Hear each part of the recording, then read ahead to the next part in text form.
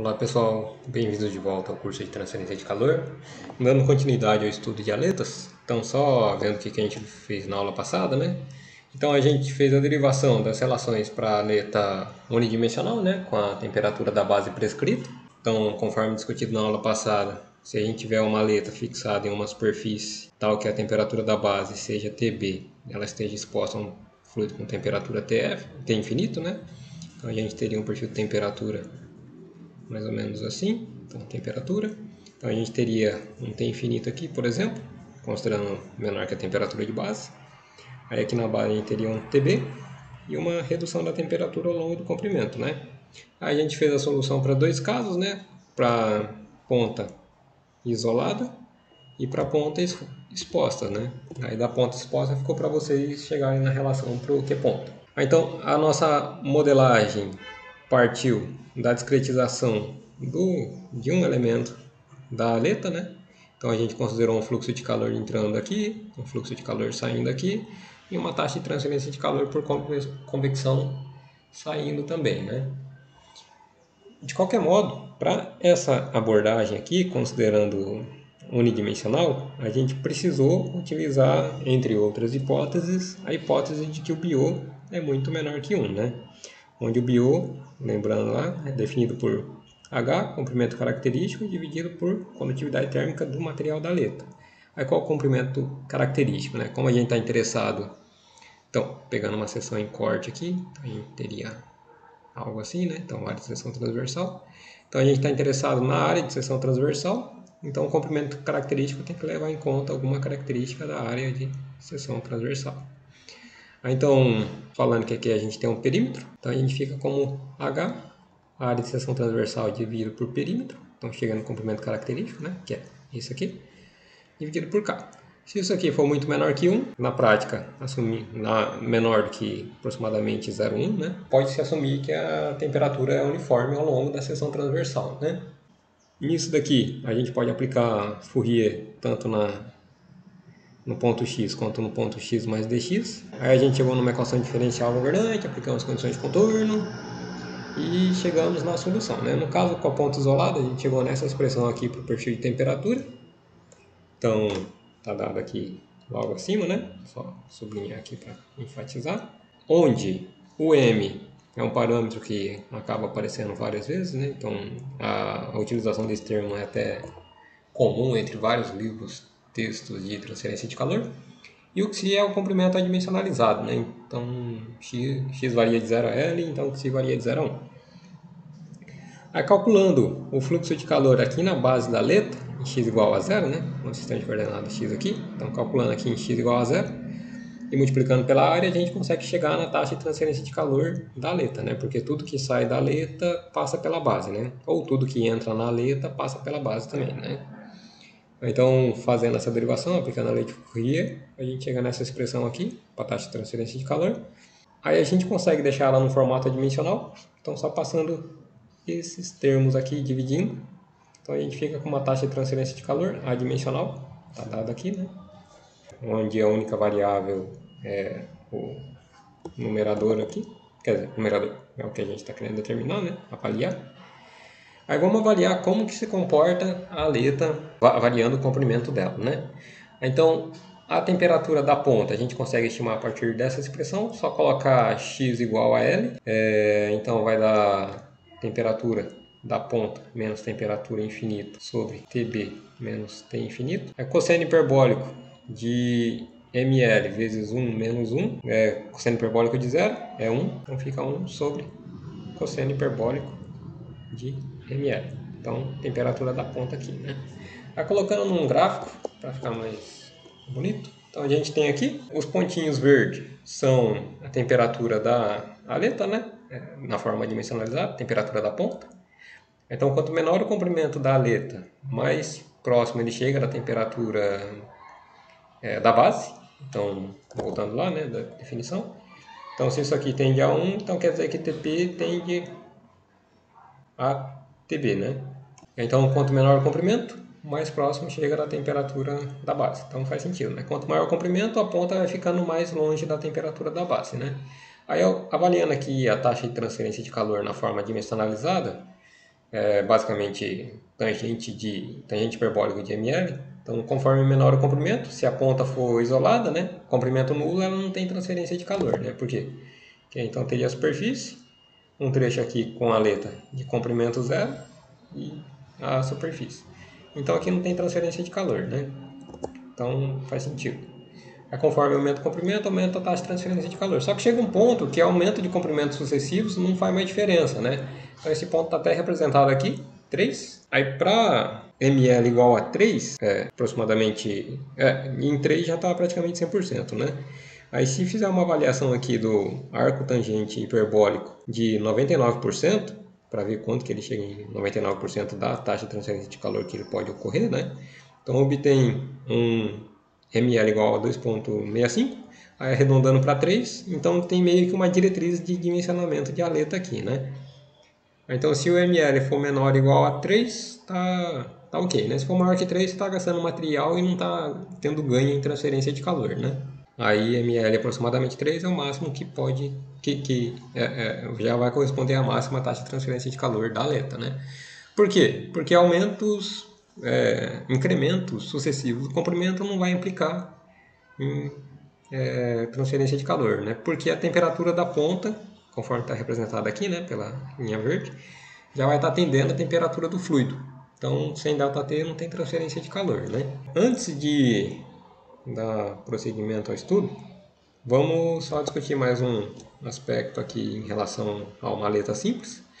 É que, em alguns casos, a gente conhece a temperatura da superfície longe da base da aleta, né? Por quê? Porque como tem condução de calor nessa direção, a gente teria as isotermas, conforme está até representado por essas linhas aqui, né?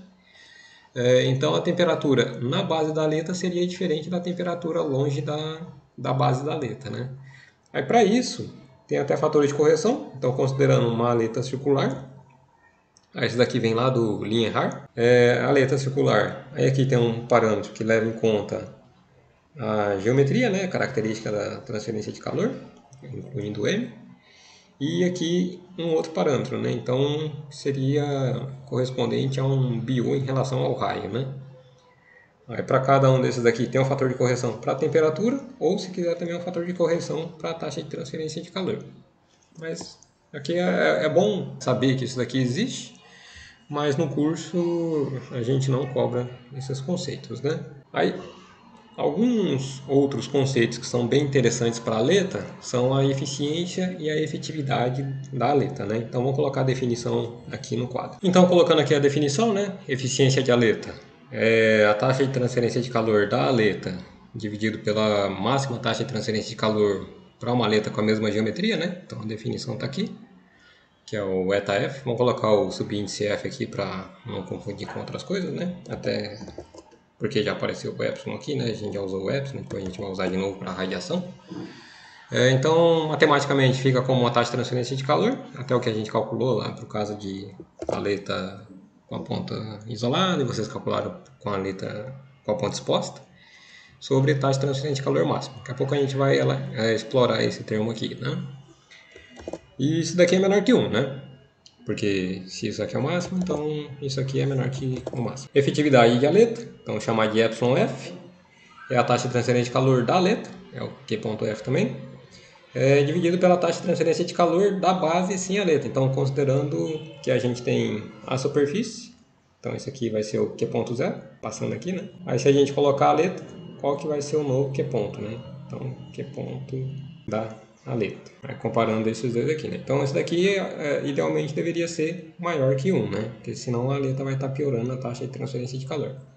Aí vamos explorar cada um desses termos aí, né? O Q.F a gente já até calculou para dois casos, né? Então foi o caso da aleta com a ponta isolada e o caso da aleta com a ponta exposta. Então vamos trabalhar aqui primeiro com o termo de eficiência de aleta. Então eta-F é igual ao Q.F dividido por Q ponto máximo. O que vai ser o Q ponto máximo, né? Conforme a gente foi discutindo lá durante a derivação, então se a gente tiver uma aleta aqui, a gente vai ter um perfil de temperatura assim, né? Onde a temperatura até infinito estaria aqui. Então a máxima taxa de transferência de calor para essa geometria, considerando que a temperatura da base também fixa, né? Então, considerando x aqui temperatura, vai ser quando a aleta estiver com temperatura uniforme, né? Então seria um material com condutividade K tendendo a infinito, né? Então aqui vai ser o Q ponto máximo. Então, por quê? Porque vai maximizar a taxa de transferência de calor ao longo de todo o comprimento. A taxa de transferência de calor vai ser com ΔT máximo, né? Então vai ser basicamente, só reescrevendo aqui, então a gente vai ficar com o coeficiente de transferência de calor vezes a área superficial da aleta, né? Então aqui, se for com a ponta isolada, seria perímetro vezes L, se for com a ponta exposta, mais a área da ponta, né? Que é a área superficial, isso aqui, né? Azul. Vezes temperatura da base menos temperatura infinito. Então a gente chega no Q ponto máximo, né? A gente pode até fazer o cálculo disso daqui para o caso da aleta com a ponta isolada, né? Só para ver como é que fica a expressão. Então, substituindo as expressões que a gente obteve na aula passada, né? Então, a taxa de transferência de calor da aleta está dada aqui. E na eficiência máxima, a área superficial, esse termo aqui, vai ser dado por perímetro vezes comprimento, né? Por quê? Porque não tem efeito da ponta, né? A gente está considerando com a ponta isolada. Então, a gente fica com essa expressão. Aí aqui a gente simplifica o ΔT no numerador e denominador, e a gente consegue rearranjar esse termo aqui, né? Aí só rearranjando a gente fica com. Então a gente chega nisso, onde a gente passou o H perímetro para dentro da raiz multiplicando. Aí se vocês reconhecerem, isso aqui é 1 sobre m, né? Então fica 1 sobre ml, tangente hiperbólico de ml, que está dado aqui, né? Então a gente chegou numa expressão para eficiência de aleta, né? Aí aqui, nesse caso específico, se a gente fizer o limite de ml tendendo a zero, isso aqui vai tender a 1, né? Mas assim, até que faz sentido fisicamente, mas para aplicação não faz muito sentido, né? Porque se a gente tiver uma aleta curtinha com a ponta isolada, a máxima taxa de transferência de calor depende da área superficial, né? Então conforme a área superficial tende a zero, a taxa de transferência de calor também tende a zero, né? Então a razão do QF por Q máximo, os dois tendem a 1, né? Mas aí em termos de aplicação não faz sentido, né? Não é muito interessante nesse sentido. Aí para a aleta maior que é ml maior que zero, a gente consegue chegar a alguns valores, né? Até se quiser fazer o cálculo, por exemplo, pegando o tangente hiperbólico de ml para tal que ml seja igual a 3, né? Conforme a gente viu lá para critério de dimensionamento, esse daqui vai dar uma eficiência de aproximadamente 33%, né? Então, aproximadamente 33,3% para eficiência de aleta, né? Considerando aquele dimensionamento. E conforme vai diminuindo o comprimento, você aumenta a eficiência, né? Por quê? Porque se pegar aqui no perfil de temperatura, o que você vai estar fazendo? Você vai estar cortando a aleta antes, né? Então, cortando a aleta, ela fica mais perto aqui do T base, né? Conforme você aumenta o comprimento, ela fica mais longe, né? Então a eficiência reduz. Certo, aí vamos passar para o estudo da efetividade de aleta, né? Então εf é igual a Q.F sobre Q.0, né? Onde Q.0 é a taxa de transferência de calor da superfície sem aleta, né? Então vamos considerar que a gente tem uma superfície aqui, a gente está interessado na região que instalaríamos a aleta, né? Aí aqui a gente vai ter um Q.F e aqui a gente vai ter um Q.0. Então, considerando que não tem variação do coeficiente de transferência de calor, a gente consegue estimar o Q.0, né? Dado que é igual a H, a área da base da aleta, temperatura da base, menos temperatura infinito, né? Então, isso daqui é uma expressão mais genérica, né? Porque a área da base, em vez de área de seção transversal, né? A gente pode falar num caso mais genérico, né? Porque na prática a gente tem aletas com geometrias distintas, né? Por exemplo, triangular ou abaulado, né? Então, com o chanfro arredondado. Aí a área da base está definida aqui, né? Então, a área da base aqui e a área da base aqui. No caso que a gente resolveu analiticamente, a área da base é igual à área de seção transversal, né? Então, nesse caso aqui, AB igual a AC. Aí vamos só substituir o mesmo Q ponto aqui que a gente obteve, né, na aula passada, para obter uma relação para efetividade. Então, só substituindo os valores, a gente tem essa expressão aqui. Aí a gente pode simplificar algumas coisas, né? Então simplifica o ΔT. Aí fazendo o mesmo modo que a gente fez no caso anterior, a gente não vai chegar numa expressão tão bonita, né? Mas então só fazendo a simplificação, a gente chega nessa expressão aqui. Aí aqui faz sentido, né? Porque se tangente hiperbólico tende a zero, quer dizer, ML tende a zero, a aleta com o mesmo caso lá, né? Vamos considerar uma aleta curtinha. Então, se o L tende a zero, o ganho de transferência de calor é zero, né? Por quê? Porque se a ponta está isolada, você vai estar isolando a superfície, né? Então vai chegar um ponto em que a área da base aqui ela deixa de transferir calor, né? Então, idealmente, isso daqui deveria ser maior que 1, né? Porque senão você está gastando dinheiro tanto em processo de fabricação quanto em material. A gente também pode relacionar a efetividade com a eficiência de aleta, né? Então, voltando na definição, εf igual a Q ponto F sobre Q ponto 0. Aí, o que é o Q ponto F com base na definição de eficiência, né? Então, é o eta F Q ponto máximo sobre Q ponto 0. Aí só substituindo as definições aqui de Q ponto máximo e Q ponto 0.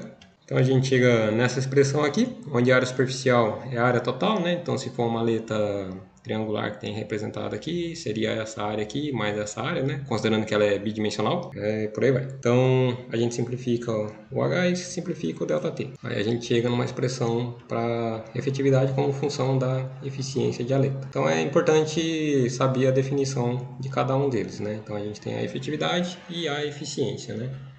Os dois são distintos. A efetividade tem que dar maior que 1, a eficiência é menor que 1. Legal.